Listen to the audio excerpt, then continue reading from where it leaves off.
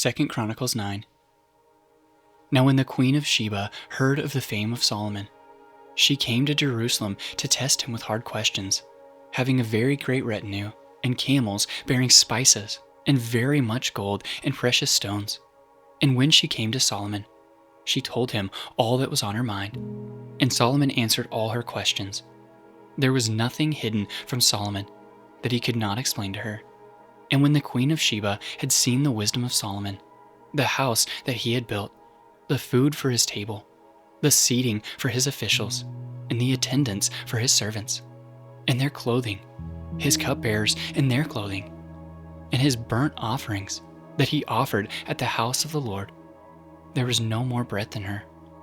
And she said to the king, "The report was true that I heard in my own land of your words and of your wisdom, but I did not believe the reports until I came, and my own eyes had seen it. And behold, half the greatness of your wisdom was not told me. You surpass the report that I heard.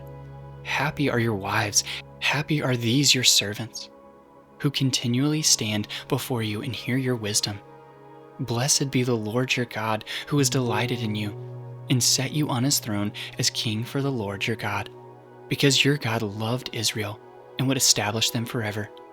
He has made you king over them, that you may execute justice and righteousness."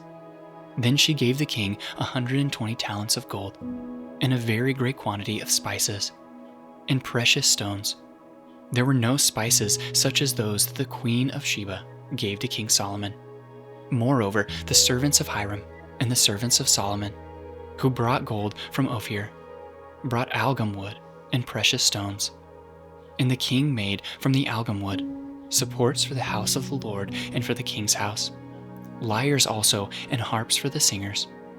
There never was seen the like of them before in the land of Judah. And King Solomon gave to the Queen of Sheba all that she desired, whatever she asked besides what she had brought to the king. So she turned and went back to her own land with her servants. Now the weight of gold that came to Solomon in 1 year was 666 talents of gold, besides that which the explorers and merchants bought. And all the kings of Arabia and the governors of the land brought gold and silver to Solomon. King Solomon made 200 large shields of beaten gold. 600 shekels of beaten gold went into each shield. And he made 300 shields of beaten gold. Shekels of gold went into each shield.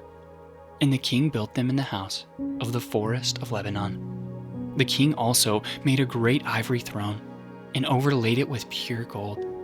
The throne had 6 steps and a footstool of gold, which were attached to the throne, and on each side of the seat were armrests and 2 lions standing beside the armrests, while 12 lions stood there, one on each end of the step on the 6 steps. Nothing like it was ever made for any kingdom.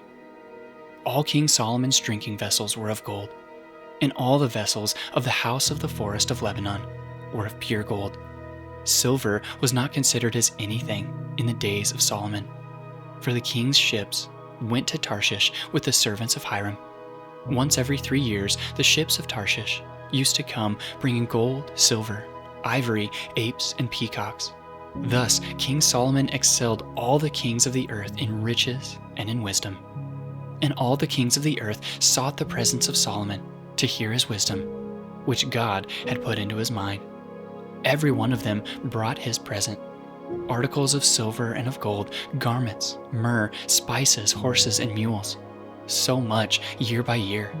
And Solomon had 4,000 stalls for horses and chariots, and 12,000 horsemen, whom he stationed in the chariot cities, and with the king in Jerusalem. And he ruled over all the kings from the Euphrates to the land of the Philistines and to the border of Egypt. And the king made silver as common in Jerusalem as stone, and he made cedar as plentiful as the sycamore of the Shephelah. And horses were imported for Solomon from Egypt and from all lands.